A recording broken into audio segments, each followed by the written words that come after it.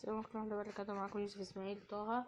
النهارده نعرف مع بعض طريقة تغيير اعمل صورة مصغرة للفيديو. هنطلع من برا، نجيب استوديو اليوتيوب، استوديو تي واي قصدي. هنجيب طريقة عمل عصير الليمون بالنعناع المنعش، ندوس علامة القلم من فوق، ندوس تعديل الصورة المصغرة، نختار اي صورة تعجبنا، فلتكن اللي هي لوجو القناة هيت، نضغط عليها، حطينا لوجو القناة، الصورة اتغيرت، نطلع نتأكد من اليوتيوب طبعا حاطط تعديلات،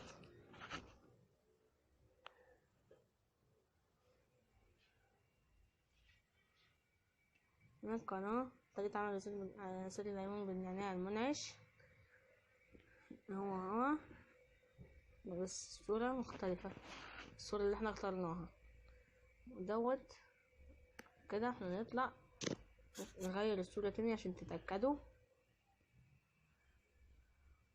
خش على استوديو يوتيوب، علامة القلم تاني، تعديل الصورة، اختار الصورة اللي هي ديت. كنت هجيب الصورة اللي كانت في الأول، بس ماما كانت حذفتها. نحط الصورة اللي هي العادية اللي من برا،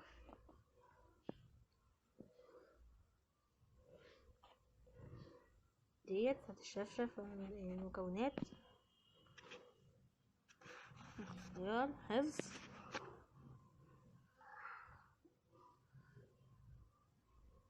بس كده نحفظ الفيديو.